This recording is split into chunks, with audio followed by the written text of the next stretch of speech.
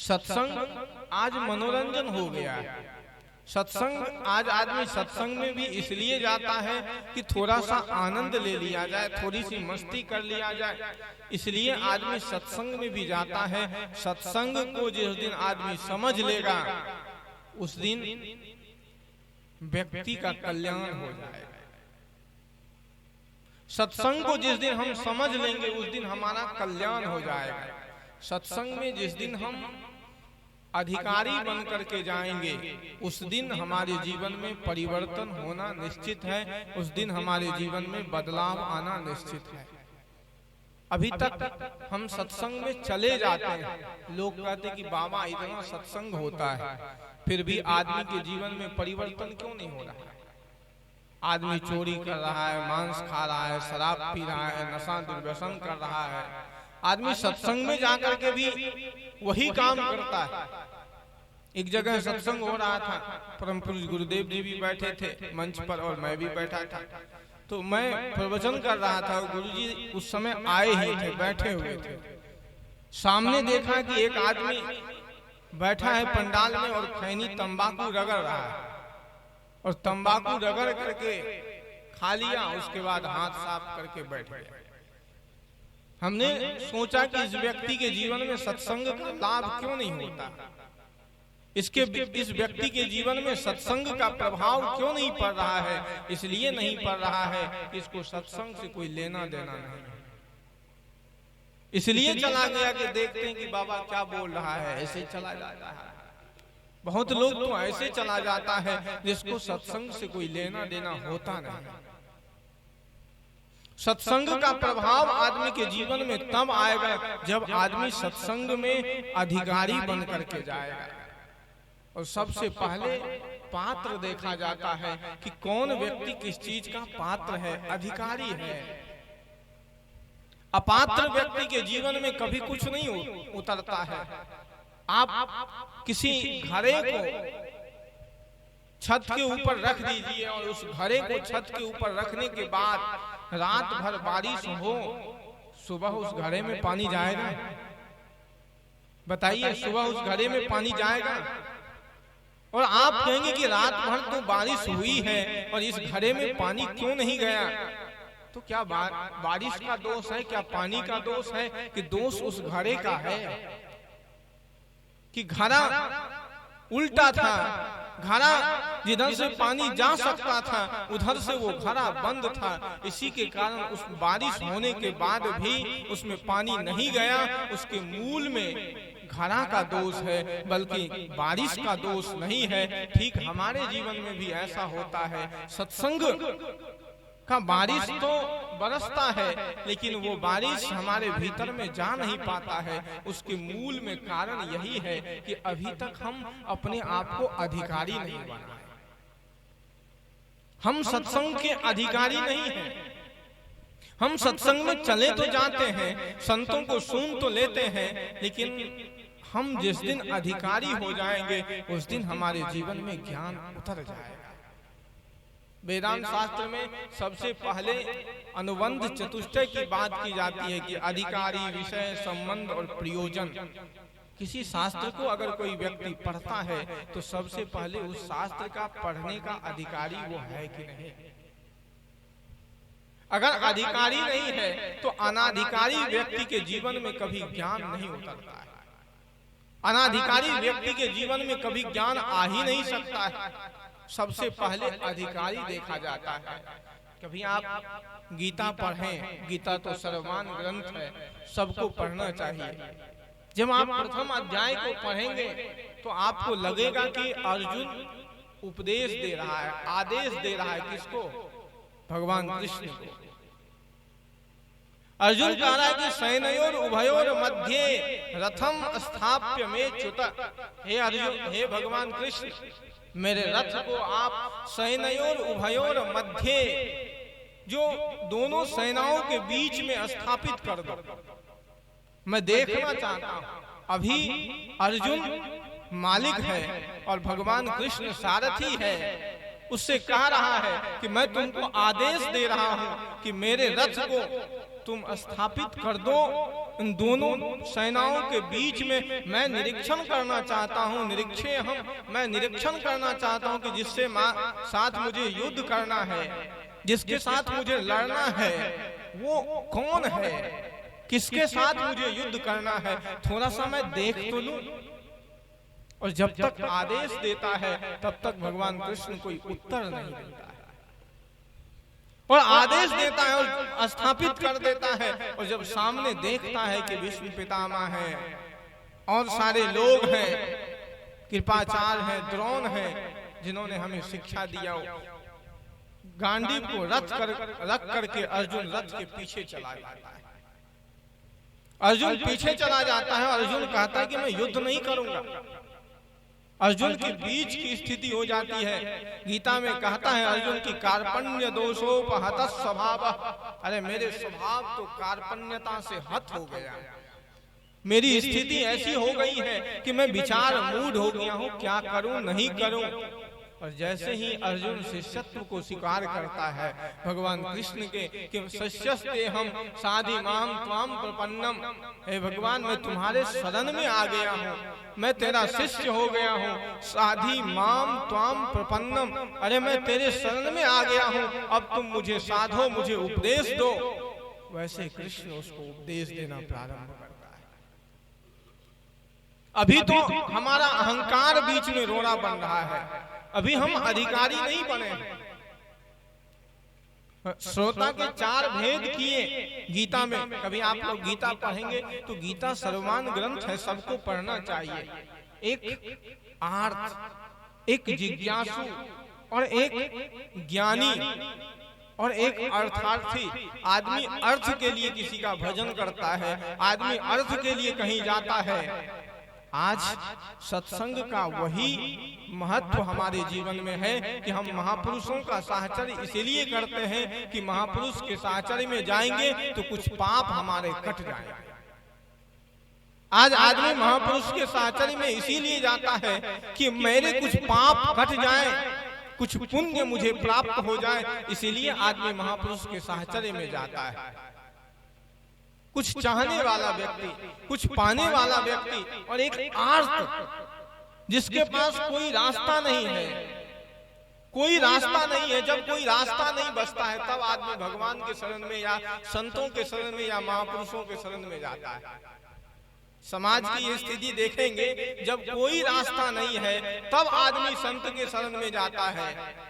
कई बार मुझे भी लोग मिल जाते हैं और कहते हैं कि बाबा क्या करेंगे, मेरा बेटा तो बिल्कुल बर्बाद हो गया, शराब पी रहा है, मांस खा रहा है, तंबाकू रगड़ रहा है, गलत कर्म में जा रहा है, कहीं आप उसको थोड़ा सा सुधार दीजिए। अब कोई रास्ता, सारे उपाय हमने कर लिए लेकिन वो सुधरा नहीं। जब कोई उपाय नहीं बचता है तब आदमी संत के शरण में जाता है। कोई उपाय नहीं बचता है तब आदमी संत के शरण में आता है। वैसे तो चुपचाप अपने आ गए सत्संग में, कभी अपने बच्चे को लाए? इतने लोग सत्संग में हैं, कितने लोग अपने बच्चे को सत्संग में लाए? अपने आ गए लेकिन बच्चे को नहीं लाए। और वही बच्चा जब बिगड़ जाता है तब बाबा जी के पास जाता है रोने के लिए कि बाबा जी मेरा जीवन तो चौपट हो गया, मेरा जीवन बर्बाद हो गया, क्या करूं,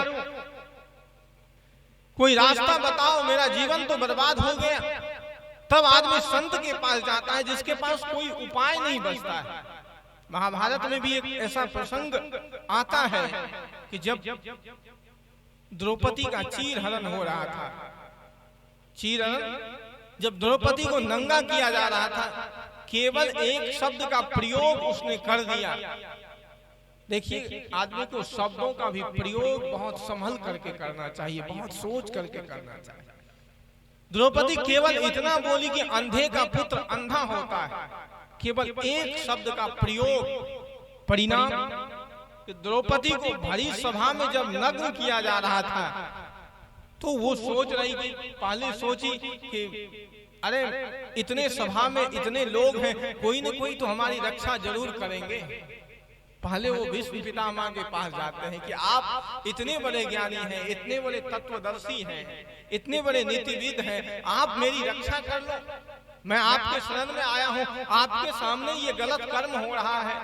पहले तो उसके पास गया, जब उसने रक्षा नहीं किया, जब वो कह दिया कि मैं समर्थ नहीं हूं, तब वो कृपाचार्य के पास जाते हैं, द्रोण के पास जाते हैं, सबके पास जाते हैं। जब अंतिम में थक गया तो अपने पतियों के पास गई कि आप तो मेरे पति हैं, आपने तो कसम खाया था कि मैं आपकी रक्षा करूंगा, आप तो हमारी रक्षा कर लो।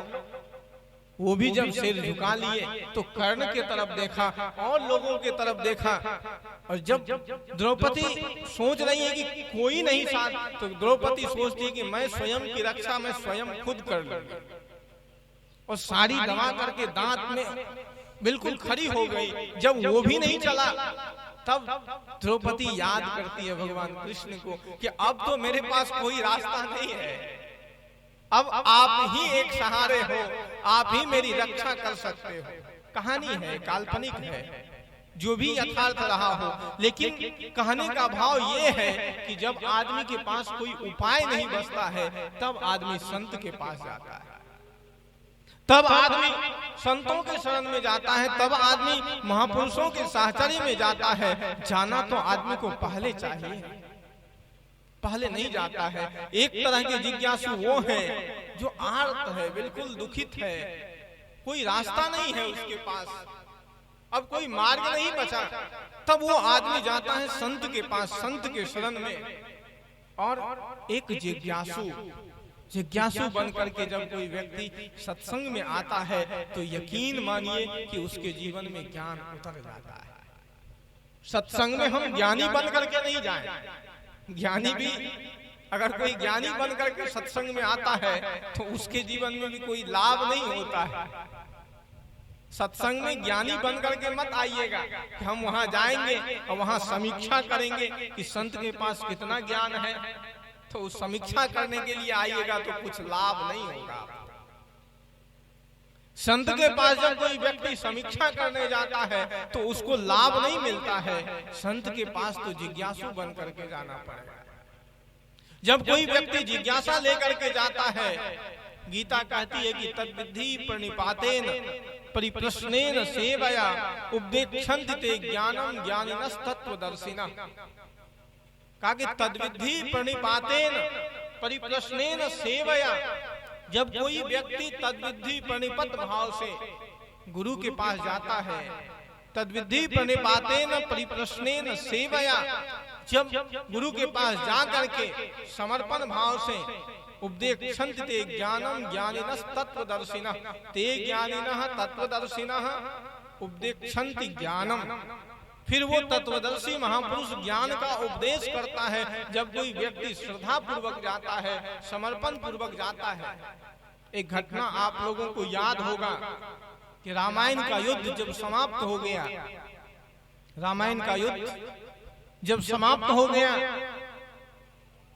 तो भगवान राम ने लक्ष्मण से कहा कि लक्ष्मण, युद्ध तो समाप्त हो गया, लेकिन दुनिया का आज सबसे बड़ा नीतिविद इस संसार से जा रहा है। दुनिया का सबसे बड़ा नीतिविद रावण, आप पढ़ेंगे कभी तो रावण का रावण भाष्य वेद पर भी मिलता है, वेद पर भी उन्होंने भाष्य लिखा है, टीका की है। रावण इतने बड़े नीतिविद, इतने बड़े ज्ञानी थे। रावण के पास लक्ष्मण को कहता है कि भाई, आज दुनिया का सबसे बड़ा नीतिविद संसार से जा रहा है, अगर कुछ पाना चाहते हो, कुछ जानना चाहते हो तो एक बार रावण के पास चले जाओ, वहां जा करके उनसे कुछ ज्ञान ले लो, कुछ उपदेश ले लो।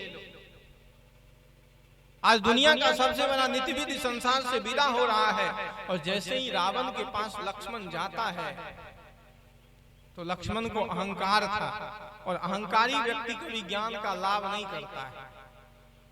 सत्संग में या महापुरुषों के पास जितने लोग जाते हैं उसमें बहुत कम लोगों को लाभ मिलता है, इसीलिए कि बहुत कम लोग जिज्ञासु होता है। जिज्ञासु व्यक्ति का लक्षण ही कुछ अलग होता है। रावण के पास गया लक्ष्मण, लक्ष्मण को अहंकार हो गया कि मैं राम का भाई, मैं इससे क्या ज्ञान लूंगा, ये तो मृत सैया पर पड़ा, इसको तो हमने मार दिया है और मरने वाला है, मेरे भाई के पास भी दिमाग नहीं है, भेज दिया किसके पास। लेकिन भेज दिया तो अनमस भाव से चला गया और जाकर के सर के सामने खड़े हो गए। और सर के सामने जाकर के खड़े हो गए, और खड़े हो गए तो रावण कुछ नहीं बोला, बिल्कुल अपने स्थिति में लेटा रहा। और जैसे ही अपनी स्थिति में लेटा रहा, लक्ष्मण वापस लौट करके चला आता है। और जैसे ही लौट करके आता है राम के पास, उसने राम से कहा कि रावण मरने वाला है, लेकिन अभी तक उसका अहंकार नहीं गया। अहंकारी व्यक्ति को अपना अहंकार नहीं दिखता है, उसको पूरा दुनिया अहंकारी दिखाई देगा। अहंकारी व्यक्ति को अपना अहंकार नहीं दिखता है, उसको पूरी दुनिया अहंकारी दिखाई देता है, केवल अपना छोड़ करके। रावण को तो अहंकार था, लक्ष्मण को तो अहंकार था। लक्ष्मण कहता गया था, लेकिन वो कुछ बोला नहीं। राम जी समझ गए, ज्ञानी तो थे ही, आप तो पुरुष थे। राम जी समझ गए। राम जी ने कहा कि तुम गए थे तो गए, तुम कैसे गए? अगर किसी महापुरुष के पास जाते हो ज्ञान लेने के लिए, तो कभी ये सोच लेना कि आपके जाने का ढंग कैसा हो, बैठने का ढंग कैसा हो, तब आपके जीवन में ज्ञान इतना सस्ता नहीं है जितना सस्ता आज हम लोग ने बना दिया सत्संग। इतना सस्ता सत्संग नहीं है, इतना सस्ता ज्ञान नहीं है जितना सस्ता हमने बना दिया। वो गया, कहा कि हम गए थे लेकिन कुछ बोला नहीं, चले आए। कहा फिर से जाओ, नमस्कार करना, प्रणाम करना, और उसके बाद तुम उससे प्रश्न करना, जरूर वो उत्तर देंगे, कुछ न कुछ ज्ञान देंगे। तो फिर जब लक्ष्मण लौट करके आता है तो रावण को नमस्कार किया, दंडवत किया, प्रणाम किया। फिर रावण ने उसको उपदेश दिया। कहने का अर्थ ये है कि ज्ञान उसी व्यक्ति के जीवन में उतरता है जो व्यक्ति पिपासु हो, जो व्यक्ति जिज्ञासु हो, जो व्यक्ति श्रद्धा से युक्त हो। गीता कहती है कि श्रद्धावान लभते ज्ञानम संयते इंद्रिय तत्परः संयते इंद्रिय। का ज्ञान का लाभ वही करता है जिस व्यक्ति के भीतर में श्रद्धा है, जिस व्यक्ति के भीतर में विनम्रता है, जिस व्यक्ति के भीतर में नम्रता है, जो जिज्ञासु है, जो पिपासु है। भाई आज सत्संग का लाभ हो क्यों नहीं रहा है? क्योंकि आज हमारे भीतर में जिज्ञासा नहीं है, आज हमारे भीतर में पिपासा नहीं है। आज हम लोग अभी पूर्णिया से चले तो रास्ते में बात करते हुए आ रहे थे। मिथिलेश साहब कहे कि 10 साल पहले जो लोगों के अंदर जिज्ञासा थी कि लोग कहीं सत्संग हो तो हजारों हजार की भीड़ हो जाती, एक एक दिन में एक 100 आदमी दीक्षा लेते थे। आज वैसी स्थिति नहीं है।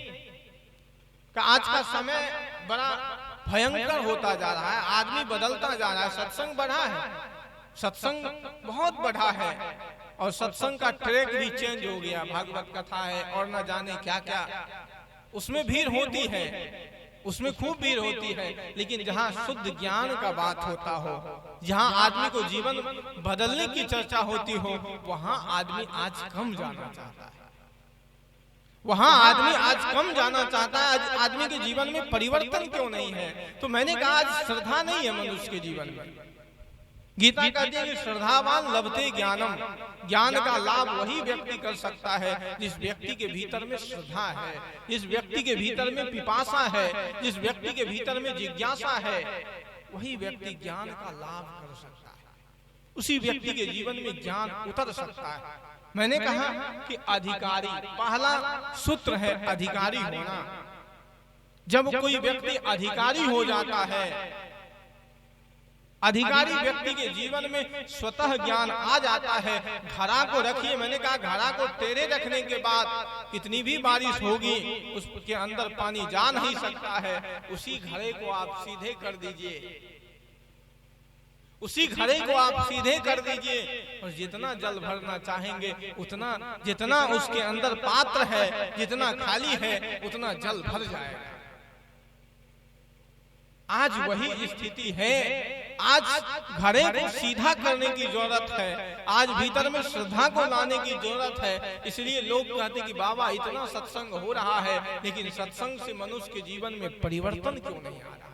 बदलाव क्यों नहीं हो रहा? उसके मूल में कारण यही है कि हम सत्संग को अभी तक समझ नहीं पाए, सत्संग को अभी तक हम जान नहीं पाए। जिस दिन आप सत्संग को समझ लेंगे, जिस दिन आप सत्संग को जान लेंगे, यकीन मानिए कि आपके जीवन में परिवर्तन हो जाएगा, आपके जीवन में बदलाव हो जाएगा।